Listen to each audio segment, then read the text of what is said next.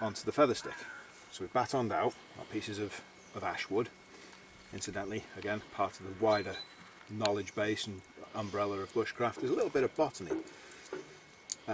Ash wood can burn when green. By green, I mean it's freshly cut down. It's a really low moisture content wood. However, feather sticks need to be really dry. You can, at a push, get wet ash to light. You will struggle. So I suggest you find something else that is very, very dry. Ideally a dead standing tree. But in this case, let's demonstrate some knife skills. So again, we're going to work on the outside of our body where possible. We've got a nice edge on this piece of wood, so that is going to allow us to create fine curly little shavings. And what we want to end up with is all these little shavings down at one end of the wood. Now, depending on the grain of the wood and how it's split, you might want to work towards one end or the other. You'll find on your first pass with the knife which way is going to be easier. It will let you know. It does take practice, there is a skill to it, and some of the finest carvers in the world can get spirals that look like flowers. They're brilliant. So we will give this a little go. Knife out. You may end up needing to take the centre part, which is the pith, straight off. Just work it away. I've already checked, there's no one here. So I'm working out on the outside of my body and no one's going to get hurt. So again, this is, you can either brace the knife against your leg and pull into you to try and get these little curls. What you're aiming for is a little chunk at the end of the wood where all the curls gather in exactly the same spot. So when you've got a flat edge, work on a corner, so just turn the wood slightly. If they fall off, they fall off. You can use them to light your fire. It does take practice. My preferred method is to work into something further down on the ground out in front of me. So I'm going to use my little ash block here. I'm going to work down because I can then push a little bit harder into the ground. You turn your knife through 90 degrees at the end. It just puts that little turn into the tendril. Now the longer the piece of wood you can get, the better. There we are, that's a lovely little curl, that one. Like a proper little pig's tail. As I say, so if you're working on the ground like this, all these little curls that fall off, absolutely fine. They all end up in a pile.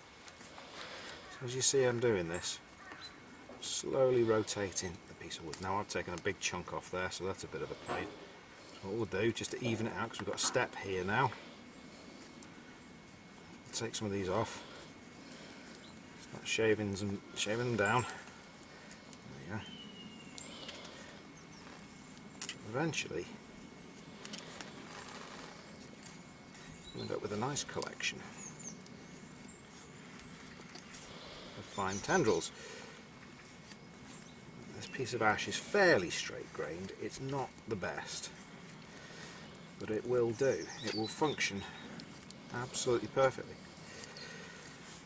So there's a story of the origin of this sort of the Swedish or Finnish feather stick. And it's all to do with that community spirit. Where there's people out in the woods and the boreal forests working hard, trekking across, doing what they need to do. And there's cabins out there. And in those cabins, hopefully you would find a collection of feather sticks. The theory being that if you were cold and you were in need of regaining some of that vital core temperature that you've lost while being out, you'd be able to quickly light a fire, as they've left one match sticking out the matchbox, ready to strike, with a load of fire sticks ready for you to light a fire and get warm.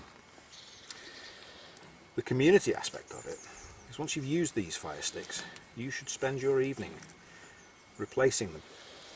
That's a really good bit of practice to get into. If you've got fire sticks and feather sticks as part of your inventory of skill, it's a really good thing to try and practice making them. It's a really good thing to make sure that you've always got them when you're leaving camp for a day. When you come back, you don't know whether you're going to be soaking wet, freezing cold. As long as you have a quick and ready method to light a fire, you're absolutely set. Because rather than coming back to camp and finding that you've actually now got to make feather sticks and you're freezing cold, starving hungry, really annoyed, it's an awful lot harder to make them. It's an awful lot harder to make them when you can't feel your fingers. So we're getting there now.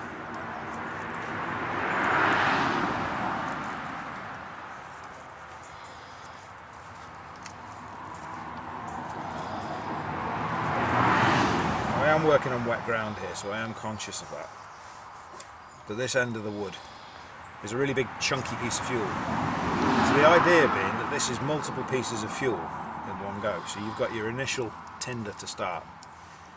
You then get down almost through this wood. So this should be almost ready to snap off by the time you've finished. The reason for that is this little end piece is your next bit of fuel. So once this is ignited, hopefully it ignites this part of the stick.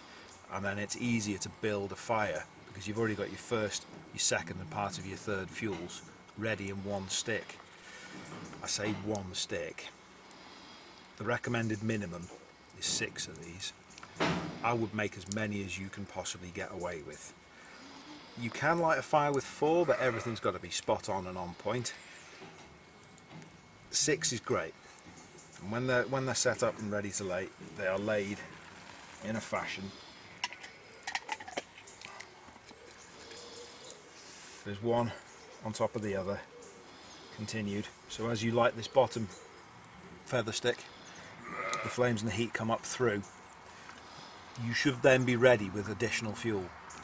It won't go out anywhere near as quick as a cotton wool ball or a bundle of grass, but it will still go out.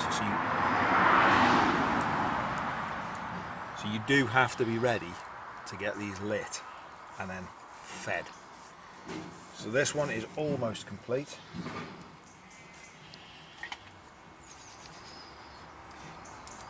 You might notice when I'm not using my knife just then,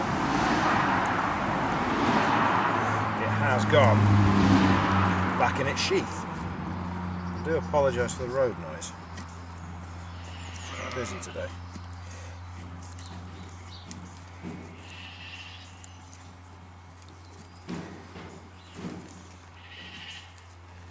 It's perfectly normal with a feather stick to end up with this tapered effect towards the end.